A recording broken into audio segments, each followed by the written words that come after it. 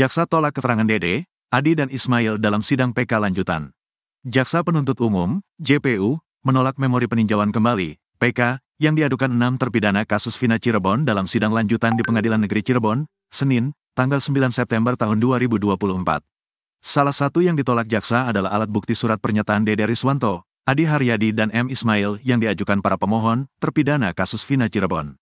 Seperti diketahui, Dede Riswanto yang menjadi saksi di kasus Vina tahun 2016 akhirnya mencabut keterangannya di berita acara pemeriksaan. Sebelumnya Dede mengaku bersama Aep Rudiansyah melihat adanya pelemparan batu dan pengejaran korban Vina Dewi Arsita dan Muhammad Rizky alias Eki oleh para pemuda pada malam kejadian, tanggal 27 Agustus tahun 2016. Namun kesaksian itu dicabut Dede karena sebenarnya dia tidak melihat hal itu di malam kejadian. Dede mengaku mengikuti skenario yang dibuat oleh Aep dan ayah Eki, Ibtu Rudiana. Sementara Adi Haryadi dan M. Ismail mengaku melihat Eki dan Vina kecelakaan tunggal di jembatan Talun hingga mengakibatkan keduanya sekarat dan meninggal dunia. Namun, keterangan terbaru Dede, Adi dan Ismail itu dianggap jaksa bukanlah bukti baru, keadaan baru atau novum. Terkait alat bukti surat pernyataan Dede, Adi Haryadi dan M. Ismail tidak memenuhi pasal 187 KUHP serta tidak mempunyai kekuatan nilai pembuktian dan tidak mengikat, sebut jaksa saat membacakan kontra memori PK.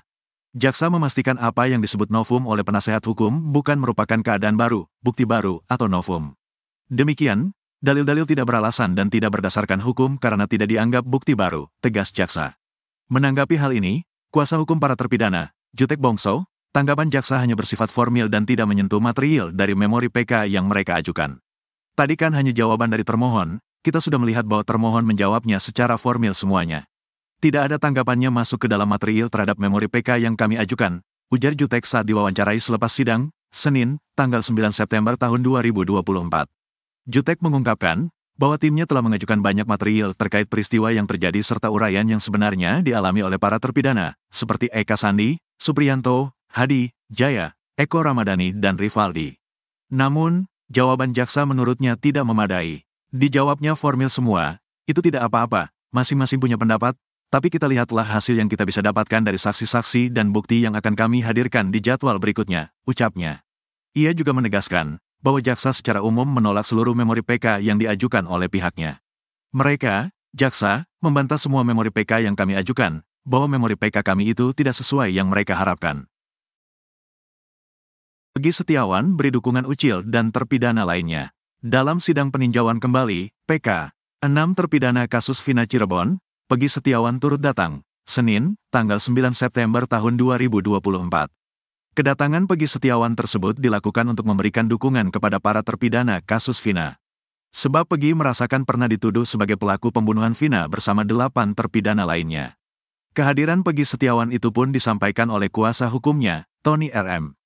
Peggy ingin memberikan support bahwa kepada 6 terpidana, kata Tony RM saat live di Nusantara TV, Senin. Selain memberikan dukungan dengan datang ke PN Cirebon, Peggy juga ingin mendukung para terpidana untuk berani bersuara di media. Sebab saat ditetapkan jadi tersangka, Peggy Setiawan berani mengatakan kalau dia tidak bersalah. Peggy ingin mereka melakukan hal yang sama, kan ada momen dalam perjalanan ke ruang sidang, banyak kamera, ngomong tidak bersalah, katanya lagi. Hal itu kata Tony, perlu dilakukan oleh para terpidana karena kasus Vina Cirebon ini mulai meredup. Karena pemberitaan ini sudah mulai redup, tapi kalau anak-anak terpidana yang ngomong langsung boleh, jadi publik bangkit lagi, kata Tony RM. Untuk itu, kata dia, Peggy Setiawan hadir ke sidang PK untuk memberikan dukungan itu kepada para terpidana. Itu inginnya Peggy di sidang PK ini, dia ingin para terpidana bicara saat menuju ke ruang sidang, ungkapnya. Sementara itu, sidang PK 6 terpidana ini diagendakan dengan pembacaan jawaban jaksa soal gugatan 6 terpidana. Hingga pukul 10.15 waktu Indonesia Barat, sidang PK 6 terpidana masih belum dimulai. Sidang belum digelar karena masih menunggu 6 terpidana yang belum masuk ke ruang sidang. Namun seluruh tim kuasa hukum 6 terpidana sudah berkumpul di ruang sidang. Tak hanya itu, para keluarga terpidana juga sudah hadir dan menanti ke 6 terpidana. Mereka bahkan terlihat membawa bingkusan untuk 6 terpidana. Kuasa hukum 6 terpidana, Jutek Bongso mengatakan, hingga pukul 10.15 waktu Indonesia Barat, sidang belum juga dimulai. Kami masih menunggu sidang, dan masih menunggu ke 6 terpidana untuk dihadirkan dalam sidang PK, katanya di ruang sidang. Menurut Jutek Bongso, ada hambatan administratif soal kehadiran para terpidana di sidang PK. Jadi ada miskomunikasi secara administratif, kata dia. Jutek berharap, Hambatan itu tidak lantas membuat sidang jadi ditunda. Bisa saja ditunda. Tapi karena Sudirman tanggal 25, PN Cirebon memprediksi sidang 6 terpidana harus sudah selesai sebelum tanggal 25 September. Minggu ini ada 6 agenda sidang, kalau hari ini ditunda ada bentrok, kata dia lagi. Bahkan menurutnya, hingga pukul 10.15 itu, pihak jaksa juga belum hadir di PN Cirebon. Padahal agenda sidang dijadwalkan dilaksanakan pada pukul 10 waktu Indonesia Barat. Bakal ada kejutan besar dalam sidang lanjutan PK terpidana kasus Vina. Sejumlah fakta baru siap diungkap pada sidang lanjutan peninjauan kembali, PK, para terpidana kasus Vina Cirebon. Sidang yang dijadwalkan berlangsung pada Rabu, tanggal 11 September tahun 2024, akan menghadirkan saksi-saksi penting yang dibagi menjadi 4 klaster utama. Satu di antara anggota tim kuasa hukum para terpidana, Yan S. Huta Barat, mengungkapkan perincian terkait persiapan ini. Sampai saat ini, ada 39 saksi yang kami siapkan untuk memberikan kesaksian, ujar Yan kepada media, Selasa, tanggal 10 September tahun 2024. Ia menambahkan, beberapa di antara mereka adalah saksi fakta dan ahli yang diharapkan mampu membuka fakta-fakta baru yang belum pernah terungkap.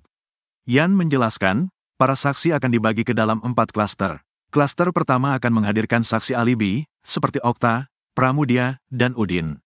Mereka siap memberikan kesaksian mengenai kejadian di lapangan. Klaster kedua adalah saksi yang akan mengungkap dugaan kebohongan peristiwa, termasuk mantan RW, pemilik warung Madura, serta Suhari dan Samsuri.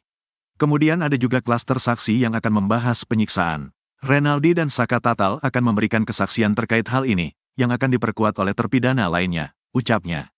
Klaster terakhir, lanjut Yan, akan menghadirkan saksi kecelakaan lalu lintas, seperti Adi, Purnomo, dan Ismail. Kami juga akan mengaitkan keterangan Mega, Wit, Franciscus, Arta, Anwar dan Yusra dengan peristiwa kecelakaan tersebut, ucapnya. Tidak hanya saksi fakta, persidangan juga akan menghadirkan saksi ahli yang terdiri dari berbagai bidang. Ahli pidana yang akan hadir antara lain Pak Muzakir, Jamin Ginting, Solehudin, dan Ibu Yasmawar dari Medan, jelas dia. Selain itu, ahli penyidikan seperti Susno Duaji, psikolog forensik Reza Indragiri, dan ahli kedokteran forensik Prof. Yoni juga diperkirakan hadir dalam sidang tersebut. Harapannya, saksi-saksi ini bisa memberikan kebenaran dan mengungkap peristiwa lebih terang, katanya. Sebelumnya, sidang PK pada Senin, tanggal 9 September tahun 2024, merupakan tanggapan dari jaksa terhadap memori PK yang diajukan oleh 6 terpidana kasus Vina Cirebon, yakni Eka Sandi, Supriyanto, Hadi, Jaya, Eko Ramadhani, dan Rivaldi. Namun, seluruh memori PK tersebut ditolak oleh jaksa. Tanggapan jaksa hanya formil, tidak menyentuh material dari memori PK yang kami ajukan, ujar Jutek Bongso, anggota tim kuasa hukum para terpidana, selepas sidang. Jutek mengungkapkan, timnya telah menyertakan banyak fakta baru dalam memori PK, termasuk saksi-saksi kunci yang belum pernah dihadirkan dalam sidang sebelumnya. Kami yakin, hakim akan mempertimbangkan fakta-fakta baru ini, terutama kesaksian dari saksi kunci seperti Dede yang siap mencabut keterangannya dan mengungkap kebenaran, ucapnya. Sidang PK berikutnya akan digelar pada Rabu, tanggal 11 September tahun 2024, dengan agenda menghadirkan saksi-saksi dari pihak pemohon. Kami akan menghadirkan 4 saksi fakta dan alibi pada sidang nanti, jelas dia.